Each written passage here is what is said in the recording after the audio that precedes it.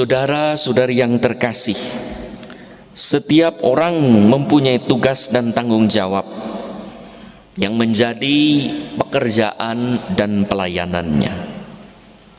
Ada orang yang diberi pekerjaan kian berat dan kian banyak, ditambah terus, karena dipercaya ia adalah orang yang layak dipercaya. Sebaliknya ada orang yang dikurangi pekerjaannya karena kurang dipercaya, dialihkan, dipindahkan kepada orang lain. Setiap orang Katolik mendapat tugas perutusan Yesus untuk mewartakan berita pertobatan dan pengampunan dosa. Kata Yesus, kamu adalah saksi-saksinya. Saksi apa? Saksi pertobatan dan pengampunan dosa. Pewartaan terbaik adalah kesaksian iman yang dialami sendiri, bukan apa yang dibaca semata atau apa yang didengar, tetapi apa yang dialami. Ini mengandaikan pengalaman pertobatan terlebih dahulu dan bagaimana Allah mengampuni dosa-dosa kita dan bagaimana kita mengalami kerahiman Allah yang meneguhkan hidup kita. Saudara-saudari yang terkasih, ada seorang gadis muda bernama Antonia Zalzano di Italia. Ia kawin muda. Karena terlalu muda, ia hamil. Saat mengandung, ia hendak menggugurkan anaknya. Padahal ia tahu sebagai orang Katolik tidak boleh menggugurkan anak. Tapi akhirnya ia tidak menggugurkan, dan ternyata anak yang akan digugurkan itu hidup sebagai remaja saleh yang akhirnya wafat pada usia 15 tahun. Ia adalah Beato Carlo Acutis.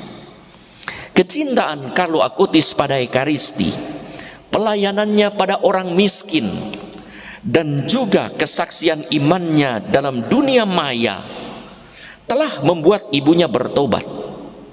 Ibunya dalam hidupnya hanya 3 kali pergi ke misa dalam hidupnya, dan akhirnya ditaklukkan oleh kasih sayang anak laki-lakinya kepada Yesus.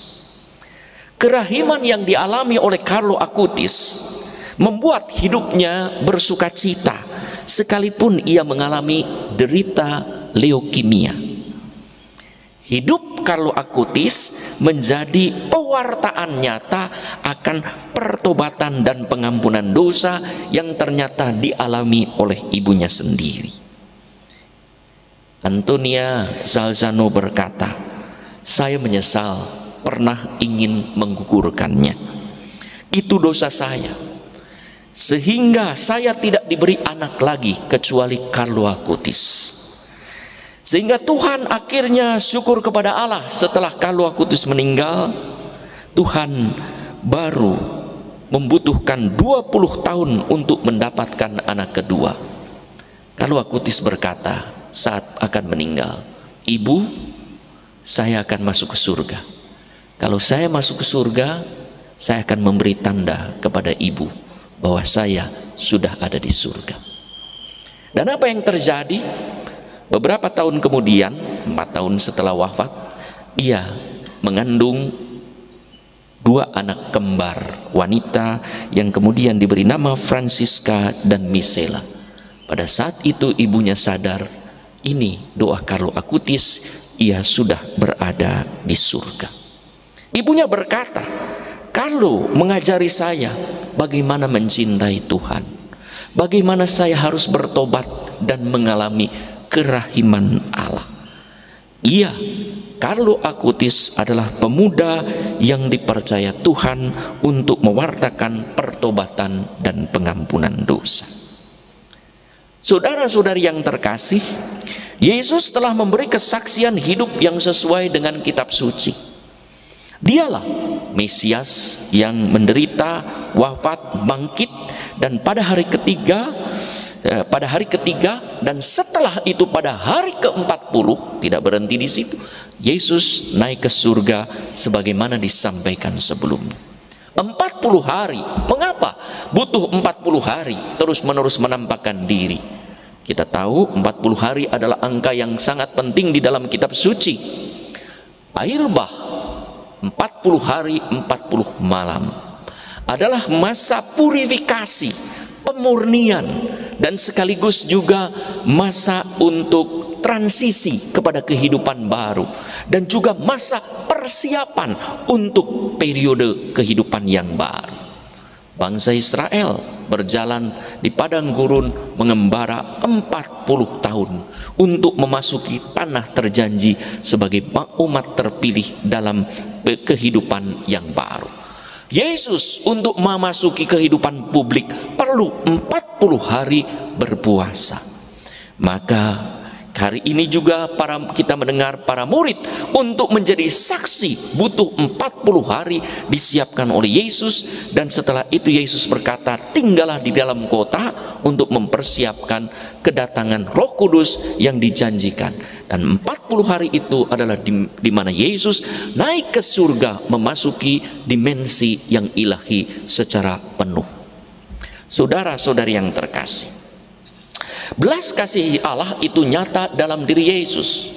Maka ia berkata dalam Yohanes 11:56, orang buta melihat, orang lumpuh berjalan, orang kusta menjadi tahir, orang tuli mendengar, orang mati dibangkitkan, dan kepada orang miskin diberitakan kabar gembira. Karena belas kasih itulah banyak orang mengalami kerahiman Allah dan bertobat.